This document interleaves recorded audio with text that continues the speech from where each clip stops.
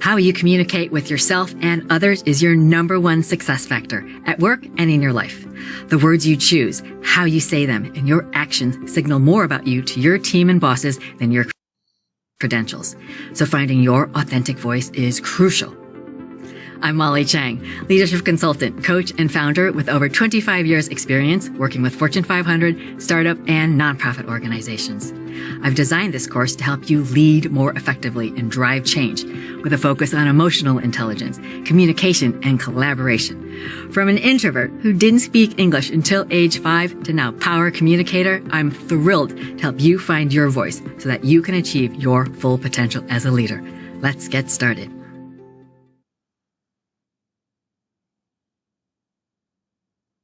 The Center for Creative Leadership defines leadership as a social process that enables individuals to work together to achieve results we could never achieve alone. For sure, the individual leader and their capabilities matter. The point is, it takes an entire system for leadership to happen. People leading and people being led or following. Consider your team or company as an interconnected system. The number one driver of underperformance and frustration I've seen is people holding back what needs to be said, whether that's giving tough feedback, delivering bad news, or disagreeing with a boss. Hands down, these people interactions give us the most angst. And worse, people holding back results in what I call a lack of shared reality, as in the team isn't on the same page. So many times I've heard a complaint about a team member. Say, Sam goes on, talks way too much so others can't get a word in, drives me crazy. To which I say, sorry to hear. What did you do? And hear, nothing. I looked down, did email. So Sam has a blind spot. By the way, we all do. And if no one cares enough to say something, this situation never goes away. And as a leader, your team underperforms. Shared reality isn't just being on the same page about objective facts. It includes the human experience, how each other feel, and where people stand. An accurate shared reality is essential for you and your team to make the best decisions, execute with speed, and achieve your goals. Creating shared reality is everyone's job, not just the leaders. This amounts to everyone empowering themselves to speak up, even the difficult conversations with you or teammates. We'll call this hearing all voices or viewpoints, including the unpopular ones. Leadership communication in the flow of work is the relentless, day in and day out example of your interactions. How you move through space directly reinforces that each team member is accountable to create the environment to hear all viewpoints. Then everyone can feel seen, heard, and understood. And it's vitally important how you embrace when people do share the bad news or when team members fall short of what's expected. We'll cover this later in the course. You'll know it's working when information, both the good and bad news, flows quickly and in the right way through your team. With fewer surprises, your job is a whole lot easier. And when team members are willing to be open and honest with each other, you'll run less interference.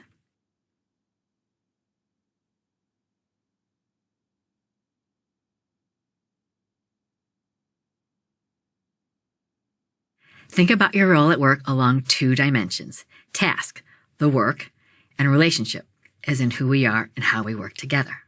Task is often front and center. Hit the numbers, make the deadline. Yet ample data shows relationship underpins the highest performance. Let's unpack this word relationship on 3 levels. This is the foundation of our framework to communicate more effectively. We start with emotional intelligence. This is being able to articulate what's going on for you. You're angry or annoyed, but is showing up this way helpful? Letting go of negative emotions and being in good relationship with yourself is vital. It's 80% of effective communication and sets up the next level, social intelligence. Being able to identify and empathize with another's emotional experience, meaning the other person feels you have an idea of what it's like for them. Key to connection. And lastly, the highest level, relationship systems intelligence. Who are we together? We may be part of the same team or couple, but each person has a different experience of it. Empathetically understanding what it's like for each other, walking in each other's shoes, is fundamental to effective collaboration, powerful group identity, and sustaining success. So, emotional, social, relationship systems intelligence translate to our simple framework: me, you, we. Me is the capability to lead yourself, which sets the stage for success. You, the capability to walk in others' shoes so you connect as human beings. We, the capability to hear all voices in the system, including unpopular ones, which is how we create shared reality and best serve the whole. Now, let's apply the framework and see the capabilities in action. Me. First, identify ego and any emotions in your way and drop them, just like you're exhaling a breath. Let them go. While this may sound easy, many find it very challenging. So right now, let's take advantage of an active learning moment to reinforce this critical step. Think of a situation or time where your emotions got the better of you. Maybe you felt insulted by what someone said or mad about how someone behaved. Pause the video if you need a moment to think back.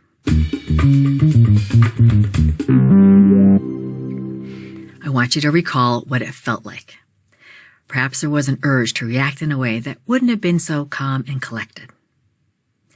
Now, take your awareness to your own breath. Let out a long exhale and take in a slow, deep breath. Do it again. Feel the belly and ribs contract and expand. It may feel like a long time, but it's only a few seconds. Notice the effect of focusing your attention on your breath. See how this helps you create space to be less reactive and more intentional, which is what we want. As what's next is to set the right intention and tone. Intention as in, what do you want to happen in this conversation? Perhaps you want to come across with confidence, or understand a situation, or show support to your teammate. Tone is a product of how you show up. This is your energy or vibe, and a game changer. Consciously choosing how you show up sets the stage for success before you utter a single word. Some examples are respect, heart, collaboration, compassion, forthrightness, playfulness or lightness. What's key is others feel this from you. You and your energy must be real. You. Connecting with others is about acknowledging the human being.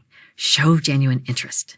If emotions arise, work with them as they're a part of the person's experience and an opportunity for you to empathize.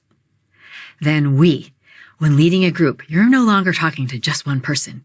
You must be able to hear and connect with multiple voices in order to best serve the whole. So it's key for you to seek first to understand, not be right. This means asking more than telling, and as you listen, judge less. When you embrace vulnerability and difference more, people feel it's safer to speak up. And the bow on the package is appreciation, so others feel special, cared for, and valued. Now put this simple me, you, we framework into practice. The more you practice, the more natural and effective your communication will be.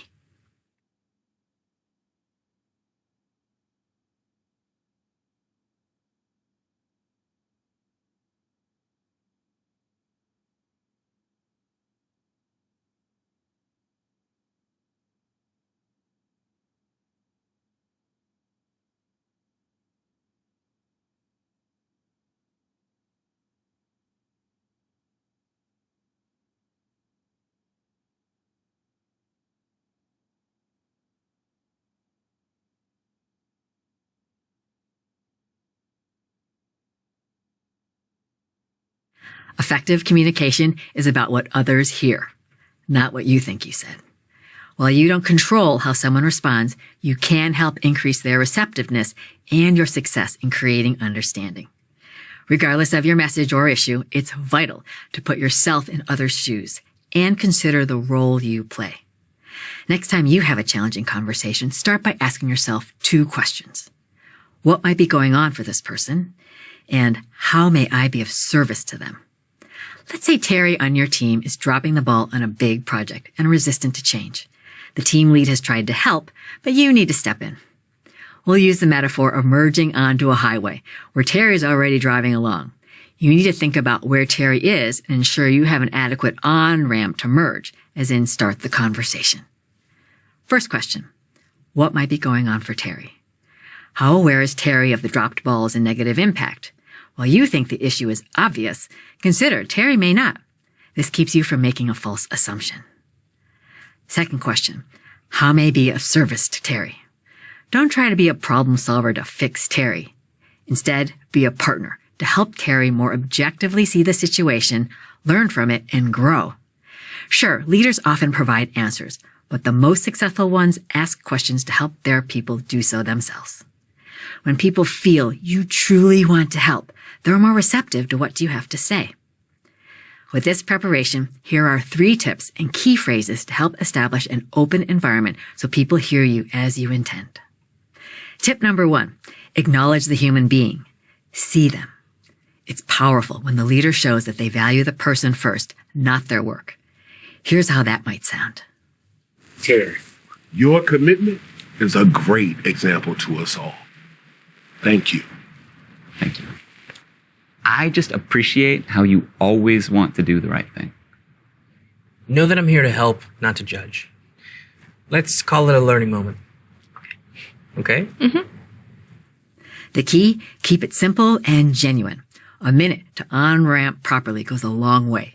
Sure, there are occasions to jump straight into action, but do so intentionally, not as a habit. Tip number 2, start with I. Often we start sentences with you, which is like verbally pointing a finger. The risk is someone feeling judged and on defense. I thought I heard you say the client approved our changes. Did I hear that right?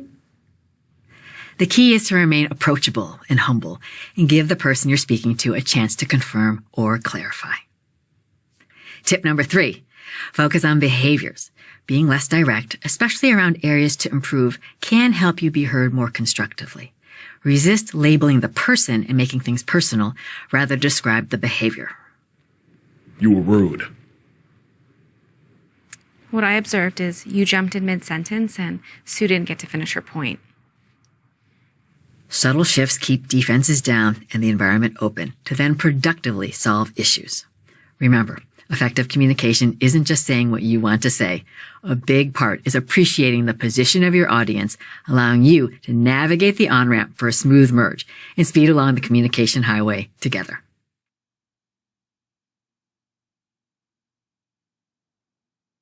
Transparency is your friend. Why, you ask? Well, the inspiring Ellen Mullally, former CEO at Ford and Boeing, famously says, "I can't manage a secret." And neither can you.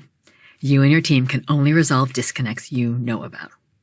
A key skill for you to create transparency is being curious, as in seeking first to understand before attempting to solve anything. When executives come to me with issues, I guide them to be curious about how open and honest they and their teammates are, whether about a particular situation or people's behaviors and actions. It is essential that people come forth with how they see things, especially when folks don't see things the same way. Only with transparency of these different views are you able to talk about them and align on an accurate shared reality, which is critical to achieving your goals. As you know, it's often challenging for people to be forthright in disagreeing with a teammate or even you, the boss, and with what they perceive as bad news others don't want to hear. Here's an example to illustrate. You're not seeing a sense of urgency from your team.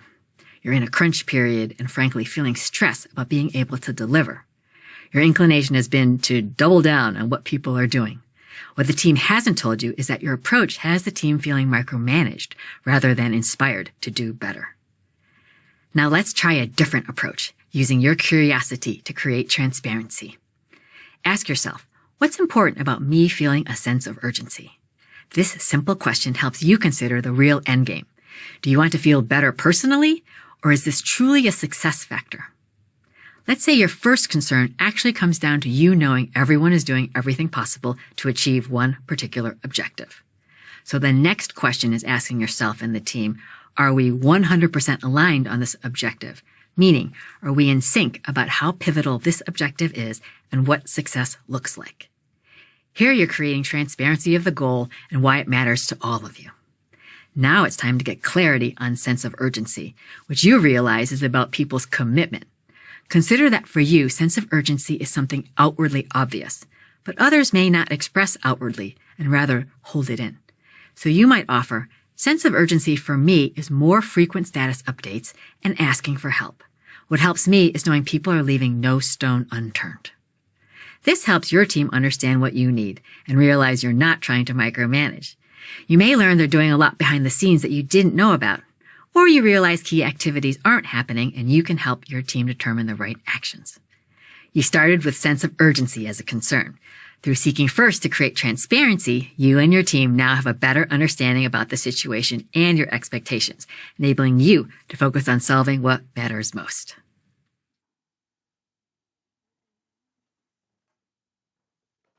If communicating effectively was so easy, everyone would rock at it, and you wouldn't be taking this course. So let's consider what makes it challenging. Intellectually, you might think, it's obvious. We need and want to hear the truth. We got to hear different viewpoints. Therefore, everyone should speak up. Seems easy enough. Exactly. Except for this little thing that always seems to get in the way called fear. Fear of being wrong or looking bad. While I'm quite sure you want to hear the truth, know that your team members may not feel that their truth will be 100% well received. Let's unpack some common fears and what you can do to alleviate them. Number 1, being wrong. In 4th grade, I remember raising my hand eagerly to answer an easy question. I was called on, and then boom, I got it wrong. I heard the roar of the class as in, "Are you kidding? How could you miss that?" I literally burst into tears, and my teacher, Miss Hanley, had to take me on a stroll to console me. From young ages, we're ingrained that being right is the most important thing. Except it's not. If you've experienced people vying to be smartest one in the room, you know how annoying this can be. Individual ego takes a front seat to the actual aim, getting to the right decisions or solutions that best serve the organization. As a leader, if you sense there's jockeying for position or pressure to be right, be proactive. Something like, appreciate we all have different viewpoints, and it's important we hear them. So please, don't hold back any ideas, worrying if they're good or not. Hearing everyone's input helps us consider all angles and get to the best way forward. Number 2, the fear of looking bad is often rooted in insecurity about being different. Could be culture, language, gender, upbringing, or being different because you're the newest, youngest member of the team or the new leader wondering, am I doing any of this right? Our differences often become a great strength, but can also be a source of miscommunication or lack of communication. As a leader, take this head on by calling out differences as an advantage. For example, we're lucky to have new folks to the team who see things with fresh eyes. I'm counting on you to share your thoughts. Or, I want to acknowledge the team members whose first language isn't English. I'll do my best to check in that I'm coming across clearly, and please raise a hand if something's not clear.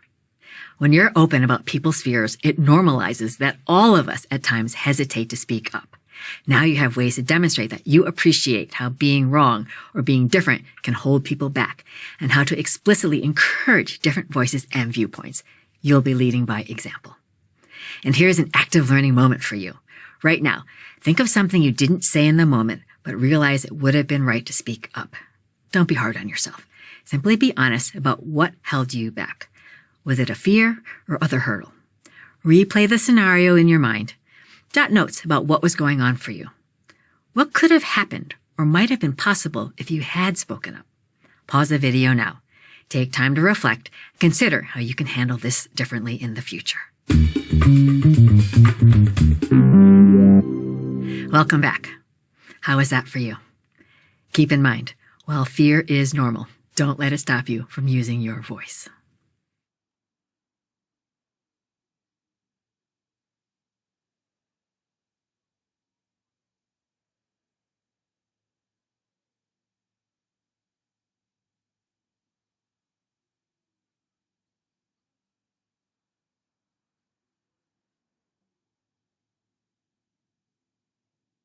Early in my career, I was jazzed about meeting one-on-one with a vice president who kept glancing at her phone and at one point picked it up, then to say, "I'm in a meeting. We'll call you back." Let's just say I didn't feel particularly valued, nor the least bit impressed by this leader's busyness. Listening well to what's said and not is pivotal to being a great leader. When your people know you care about what they say and truly feel heard, you're connecting and building trust. It's priceless. And you benefit from their input, so you're better informed. With tremendous time and workload pressures, listening can easily take a back seat. I'm guilty of it. There's no magic bullet, but here are 3 strategies to help you listen better. Number 1, be present physically. Eliminate distractions of phone ringing, computer beeping, your eye catching people walking by. Make it as easy as you can to be 100% with the other person. Number 2, self-care, to be present emotionally. As the leader, it may seem that everyone else's needs are ahead of yours. To sustain success, you must take care of you. Sleep, nutrition, exercise, whatever you need to take care of yourself. Do it so you can be your best self. And your example lets your team know they should take care of themselves too. Number 3, put yourself in others' shoes and show empathy, especially during tough conversations or sensitive situations. Say less. Give more space to the other. Take a cue from Warren Bennis, who said, try to be more interested than interesting. Try to be more fascinated than fascinating. When it comes to getting others to listen to you, my friend Mark Golston, psychiatrist and hostage negotiator, has great advice. Mark's first step is actually listening to the other person first, which helps overcome resistance. He reinforces that your vulnerability will draw people to want to listen and connect to you. By the way, at times people may be irrational or overwhelmed. In those states, it's difficult for them to take in any new information. So if someone is triggered, don't push it. Be patient and re-engage when things have cooled down.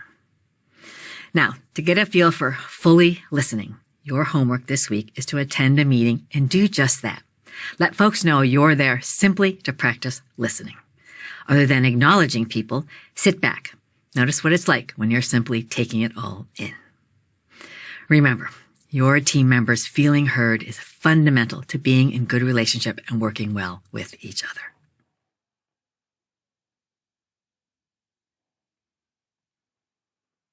Let's talk about intention. Intention on 2 levels. One is what outcome you want from a particular communication, and then being intentional in how you show up to best serve whatever work needs to be done. First, the outcome. That is what you want to happen in communicating with someone. So often I've seen leaders skip this crucial step as emotions or circumstances hijack rational thinking. Know that one conversation may not solve an issue. A realistic strategy might be a series of conversations. So an initial outcome may be introducing or what I call socializing a topic. The point is, you take the lead in what would be a successful interaction. Second, how you show up. In a word, your energy or vibe. We introduced this with the me, you, we framework in the course introduction. Now we'll dive deeper into this game changer for you. You may think your energy is intangible. Actually, it's readily felt by others. Think of it as an intentional attitude or stance, or a door to enter that starts an experience with a chosen emotion. 2 examples. Imagine waiting in a room where everyone knows bad news is coming. The air feels so thick you could cut it with a knife. Or a baby mesmerized with a set of keys. Feel the pure fascination. Energy is palpable, so make sure you're aware of what you're bringing to the room. Right now, you have an energy. Maybe you're feeling defeated or totally inspired.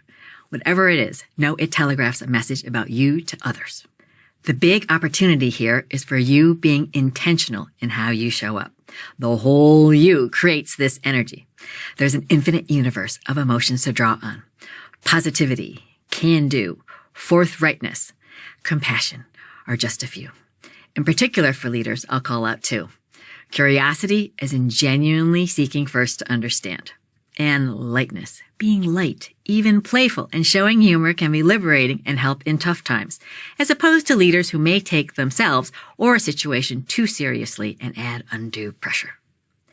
What's important is not that you think you're committed or respectful, it's the other person feeling you are. Back-to-back meetings can easily cause fatigue or frustration, so your ability to reset your intention and energy between meetings is key. How you show up sets the stage before you utter a single word. From this point forward, be intentional. Know your desired outcome and use your energy or vibe as an advantage for you and those around you to make it happen.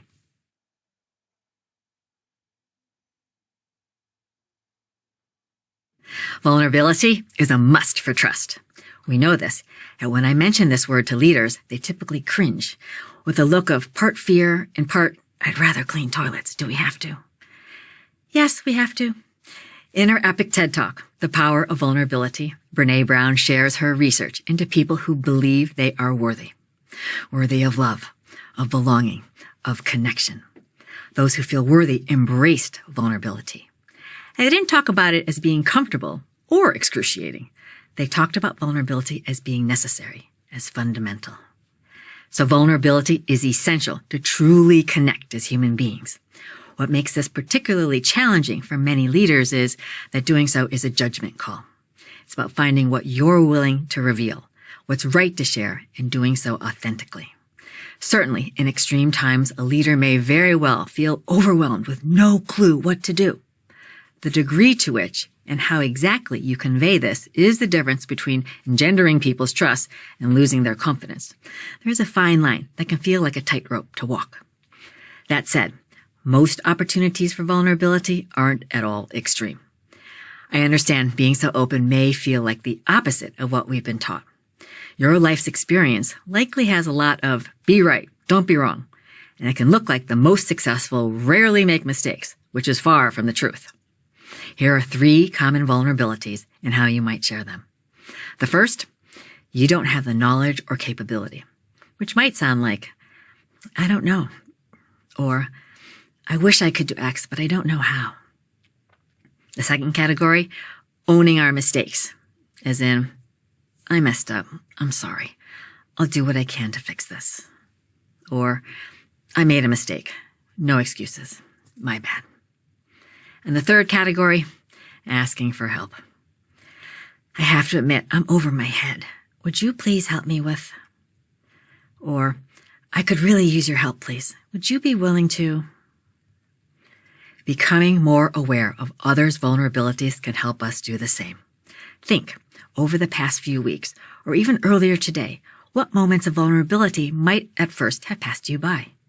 Perhaps a team member came to you with bad news. How did you respond? Did you thank them, acknowledge that speaking up with this may not have been easy? Perhaps you recall being vulnerable yourself. If so, what was it like? What was the impact? Pause the video now and reflect. Hi again. What was it like? Any ahas? You can think of vulnerability as a weakness that others can use to take advantage of you or hurt you. Or a gift to show another that you put your full faith and trust into them. Be wholehearted. No need to be overly dramatic or apologetic. Being vulnerable is powerful and it takes courage. When you do, you show trust in yourself and in others and pave the way for others to trust you.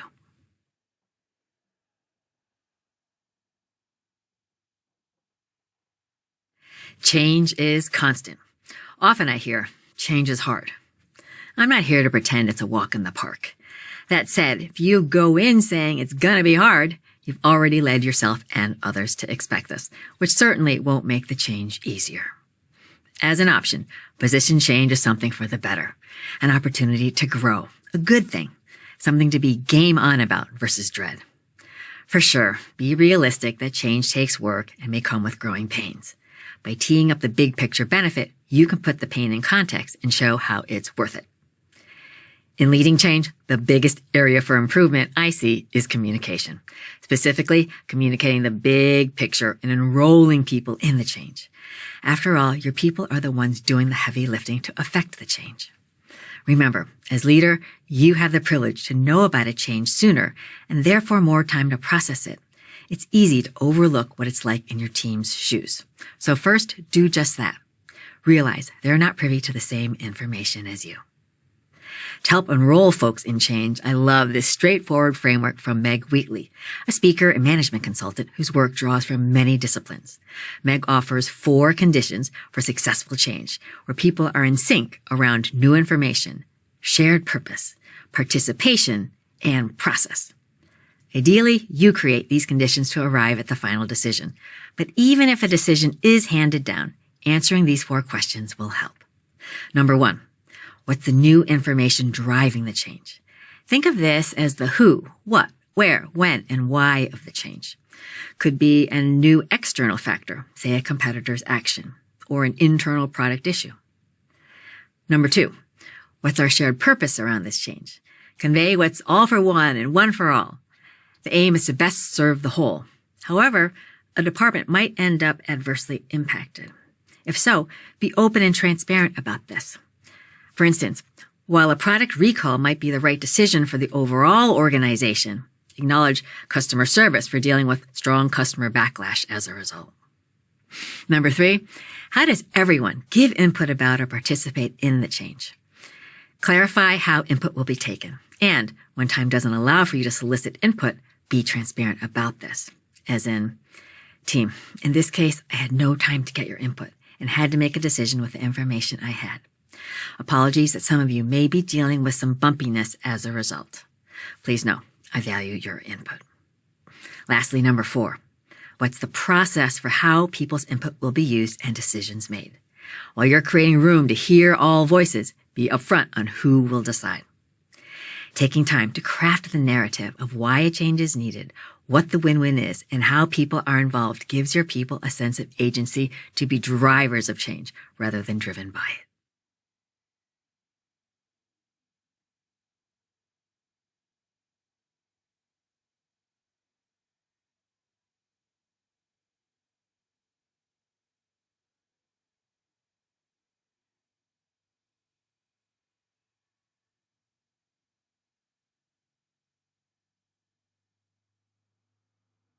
Right now, the team you lead is one of a kind. That is, a unique combination of unique individuals. Your biggest opportunity is to unleash the genius within each individual and of the collective. I call this 1 + 1 = 11 effect. Presuming you're already on the path of encouraging the vulnerability, that's a must for trust. The next step is how you harness the power of us. I offer an approach whereby the team co-creates how you all best work together. What we're doing is co-creating a sort of team alliance. Everyone contributes their ideas for what being the best team is, meaning you discuss and align on what being a great team looks like. This maximizes everyone's buy-in, including people signing up to hold themselves accountable to each other. Go into this activity without any sense of rank or hierarchy, so you level the playing field for all teammates to come together as peers. As a leader, you, of course, are also voicing what you feel will enable the team to be most successful, so don't hold back. Co-creating your team alliance in person is ideal, but remotely can absolutely be effective. I suggest using colorful sticky notes in a hands-on working session. There are 2 questions. Write each on separate flip charts and hang them on different parts of the wall. Let's say you have 8 team members. Have each person provide 3 answers for each question. Could be a signal word or short phrase. The first question is, what atmosphere will help us to flourish? Each person writes their answers on separate stickies and puts them on the wall. People might write honesty or accountability, keep it fun, or forthright. Note these aren't tasks per se, but describe how you'll be with each other. The second question is, how do we want to be when times are tough? For sure, times will get tough. Deadlines will be missed. You may lose a client. So discussing in advance how to support each other when you're perhaps not your best selves is crucial. Answers might be watching each other's back, not making things personal, or patient. Next, a few folks rearrange the sticky notes into different buckets and synthesize the input into a few words that capture the essence. Someone writes these one-liners on a flip chart. Might be up to, say, 6-7 items. It's not a long laundry list. If there are too many, have folks vote to narrow down to the most important ones. Now comes the critical step. The team defines the words, as in creates shared meaning. The word honesty means different things to different people. Hearing from individuals regarding how exactly do you know someone is being honest, or how would someone know that you are being honest, brings out rich dialogue so the team creates understanding with each other. Intentionally making space to co-create this team alliance demonstrates that you're serious about creating an environment for everyone to do their best work and that everyone is expected to hold themselves and each other accountable.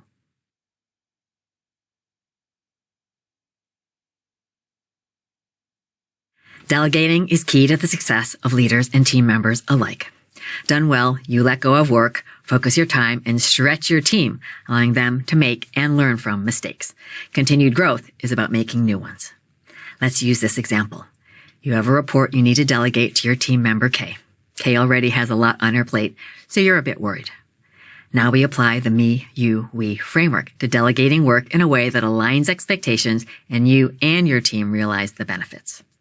First, me, the capability to lead yourself, which sets the stage for success. Ask yourself, what's going on for me? What really is the downside? Articulating downside is key, as then you can mitigate it. Perhaps you're worried about diving in to check the report is error-free and Kay feeling micromanaged. By the way, great awareness of your tendency, as many leaders don't realize the extent to which they innocently jump in. Worry aside, you also know the power of how you show up, and doing so with utmost confidence in Kay is the right thing. Second, you, the capability to walk in Kay's shoes so you connect. So ask yourself, how does Kay feel about this? And you realize you really don't know. So here's an opportunity to be curious and find out. Third, we, the capability to hear all voices, including the unpopular, so you and Kay create a shared reality and best serve the whole. Think of you and Kay as a dynamic duo. It takes both of you opening up to align on what success looks like and how you get there, including concerns. Let's see and hear this in action. Kay, I see an opportunity for both of us to grow, and I want to run it by you. A part of my job is ensuring that the right work is done by the right folks and enabling the team to stretch and grow. This also includes me. And I realize that the monthly report is not something that I should be doing. Okay. I think that it would be a win-win for you to take this on. What do you think? Well, I appreciate that you want to help us learn to grow, but I'm the newest team member and I haven't done reporting yet. So I have to admit I'm not comfortable with it yet. Okay, I appreciate you for being so open. Thank you. I hear you. You're new to the team and new to this work. I remember when I first took over the report, I felt the exact same way.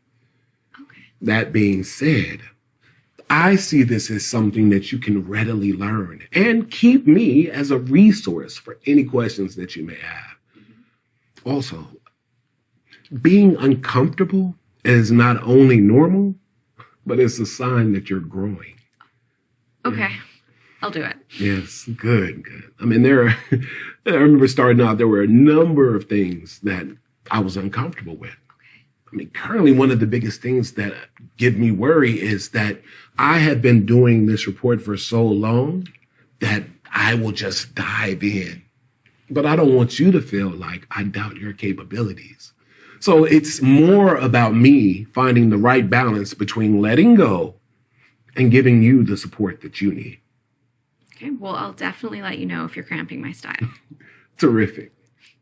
I would just want to tee you up for success.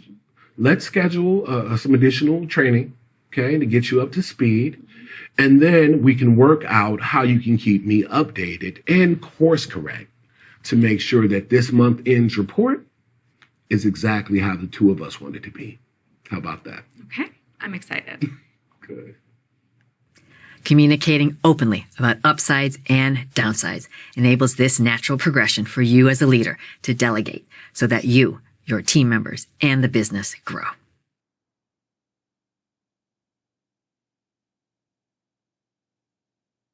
Developing others is the superpower we want all leaders to have. I've never heard anyone say, gee, I have too many amazing people. Never. We always welcome top talent, and one way to make that happen is to be a rock star in helping others grow. And the most successful executives do just that. Yet many leaders have admitted to me how they really don't love talking about performance. The me, you, we framework applies well here. The starting point, your own mindset. If you do dread talking about performance, unpack that for yourself. Why is that? What's unsettling about it for you?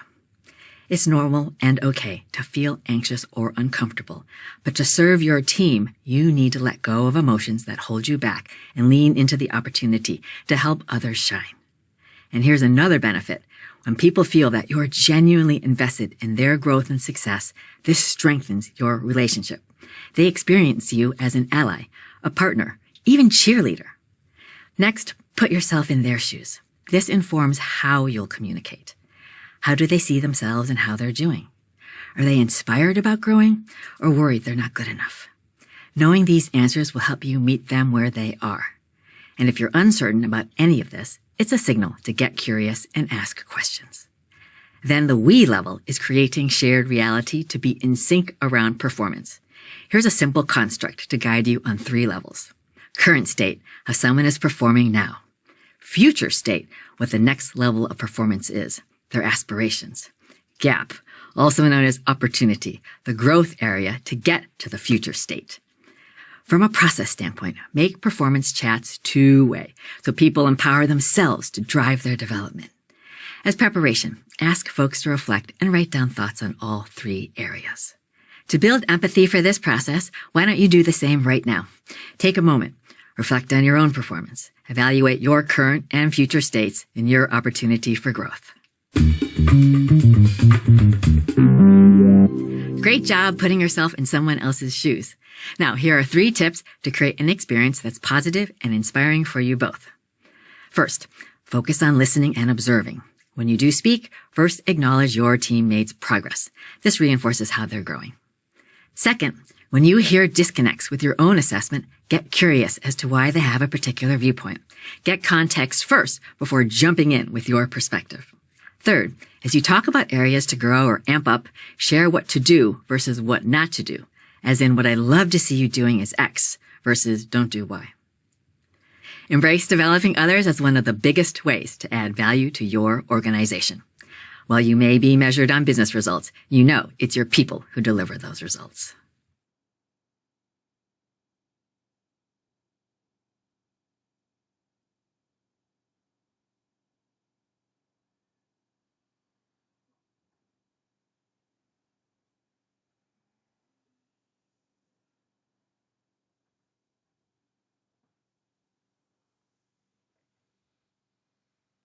We've talked about the importance of shared reality or shared truth to your team's collective success. What this amounts to is team members empowering themselves to speak up, even in the difficult conversations. We call this hearing all voices or viewpoints, including the unpopular ones. MIT research proves this out. On high-performing teams, members talk and listen roughly equally. Contributions are short and sweet. Often, though, this isn't exactly what's going on. Sound familiar? Here's an opportunity to balance the noisies and the quiets. Quiets are voices we don't hear enough of, so we miss out on not only functional or market expertise, but also observations or perspectives. People may stay quiet for many reasons, from cultural norms or past family dynamics to introversion or fear they're not right. Noisies are dominant voices garnering more than their fair share of airtime. Speaking freely, they're often unaware. The quiets find it difficult to enter. Jumping in early, Noisie's opinions may overly sway the group's thinking. It's not good or bad to be either. The opportunity is achieving balance, so your team benefits from all members. Now, let's make this real. In team meetings, Paul has always been overly vocal. In the past, the leader has let it ride. What might be a better approach? Hey, team, before we get started, I want to try something a little different today. So if I facilitate a little bit more than I usually do, it's just because I want us to get a chance to hear from everybody. So if I cut you off or interrupt, don't take it personally. All right? Okay. Paul, let's start with you. Okay, well, I don't mean to beat a dead horse, but I've been saying in the emails that we don't have the budget fully funded for the marketing campaign, right? I've been sending you emails, and I think she can concur, okay? I didn't get comms on what's going on. The graphics did not look good. Molly in marketing, she has been having me working overtime. I'm not able to go home right now. That's a separate issue. Also, it was Mercury in retrograde, so all the computer systems were down. So this has been an ongoing process, and look, I'm just really frustrated, and Paul, sorry to interrupt. I appreciate we had a lot of changes. I know there was some complexity with this project. Okay. Can you just summarize 1 to 2 things? What went well and what would we do different? Oh, yeah, of course. Sorry, I got a little carried away. That's all right. I'm passionate about the team. Get my notes here, reframe. Oh, okay. So this is what I did learn, and this is important. I learned that partnering the junior PMs with the seasoned ones really helped us influence the customer better. I'm insisting that the customer summarize changes in a single form document for sign off. That's Perfect. what I feel is best. That's great. That's great. Thank you, Paul. Tina, what do you think went well on this? And what's one thing that we might do differently? I know that you're new to the team, but I want you to know that when you're new, you have fresh eyes, and we could absolutely use some fresh eyes around here. I don't really have anything to compare it to, so I'm not sure. No pressure. Any thoughts on how we collaborated with the customer or how the process went in general? And I just want to say that there's no like wrong ideas here, right? Like even saying something that you think might be wrong helps spur our thinking. Those different ideas help us debate topics, and then the best idea wins, right? So go ahead. I guess now that you mentioned process, I don't really understand the handoff between marketing and ops. That's a good point. And that actually ties right in with what you were saying. Mm-hmm. So great. Let's look a little bit at that process. How do we do that handoff? Leo, you want to take that away? I mean, I think that what we do is focus first and foremost on marketing. See, it's doable. Being proactive and reinforcing how important it is to have a balance of voices encourages everyone on the team to step up so you all benefit from both the noisy and quiet voices.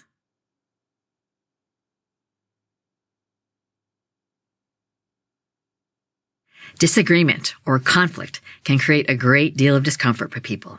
Yet difference is fundamental to making the best decisions and to innovation.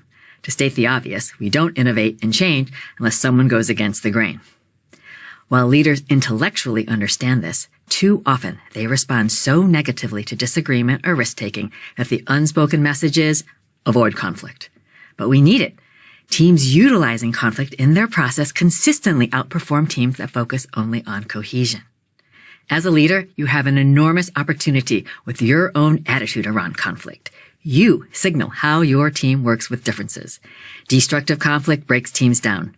Constructive conflict, as in healthy debate, yields better decisions and builds teams up. Let's consider both aspects. It's key that you're able to identify the destructive behaviors so you can call them out.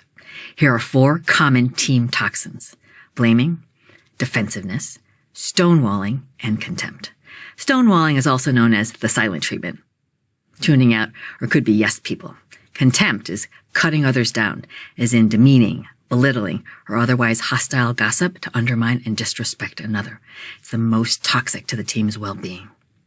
Here are some antidotes to these toxic behaviors. First, educate on these behaviors and how they undermine the team. Second, normalize that all of us at times may behave this way. We're all human. Reinforce people's positive intent. Third, co-create how the team shines a light on these behaviors when they arise and addresses them in the moment. Now, let's segue to harnessing conflict productively. This starts with your own attitude. When conflict arises, do you react as if it's a problem, something negative?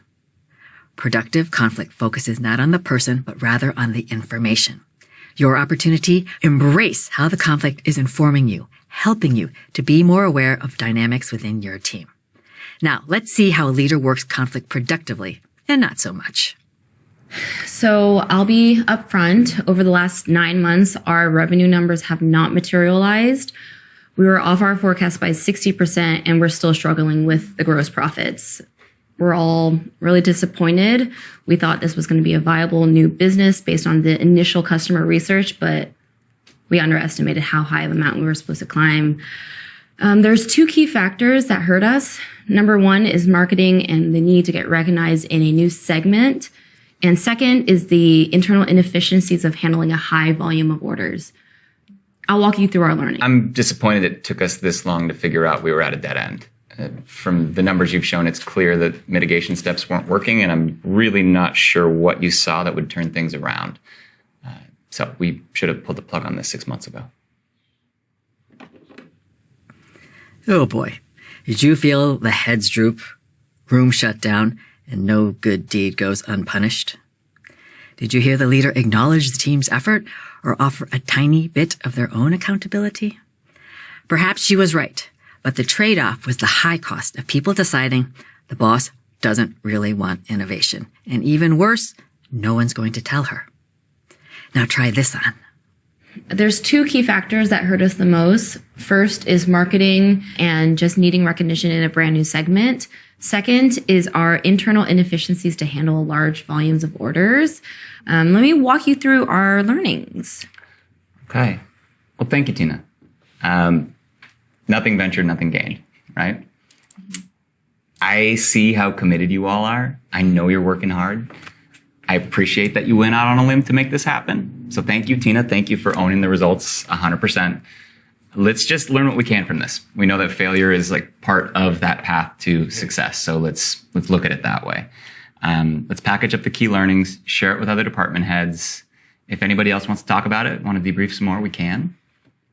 All right. Well, let's move on. Thank you, Tina. There's more to this, of course, in unpacking what happened, but you get the idea. The best part is you've reinforced it's safe to be upfront, so everyone is aware when things don't go how we wish. While it may not be easy to talk about conflict and admit failure, when you and your team do so openly and honestly, you're positioned to harness the full potential of your team.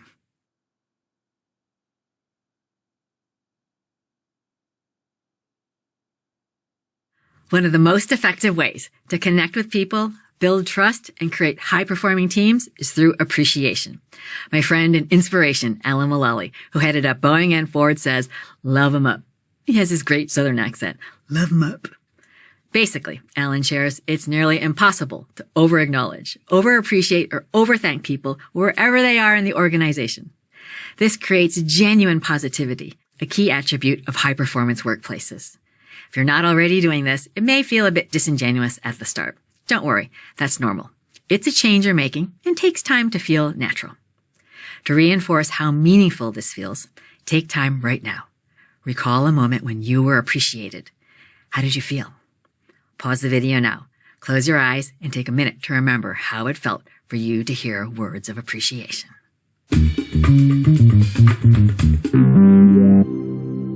Pretty great feeling, right? Wouldn't you want your teammates to know how much you appreciate them? Here are 3 tips to help you do just that and make appreciation a habit. Appreciation that's timely, specific, heartfelt. Regarding number 1, timely. Appreciating in the moment is best, however, better late than never. For number 2, specific, appreciate in detail what was done. And number 3, heartfelt. This doesn't need to be dramatic, just a simple, authentic moment of gratitude. So an example of appreciation that hits these 3 points might be, Bobby, I didn't mention it last week and want to loop back. I appreciate how you stayed late a couple nights. I know that those were some long days for you. It means a lot that you put in the extra time for our team. One heartfelt statement can make someone's day, whether summer intern or top executive. Appreciation helps us to connect, build trust, and perform at high levels together. It's not silently thinking you appreciate someone, but actually showing it. In the spirit of helping you practice, I leave you with an assignment to jumpstart your appreciation habit. Next time you open or close a meeting, try a rapid round of appreciation. Each person appreciates someone in the group. For example, I appreciate Susan covering when I was out sick. Could be appreciating something about the team, or even one thing each person appreciates about their own self. Appreciation doesn't cost a thing, takes almost no time, and has an outsized impact on those receiving and those giving it. Make appreciation a win-win habit. I appreciate you for giving it a try.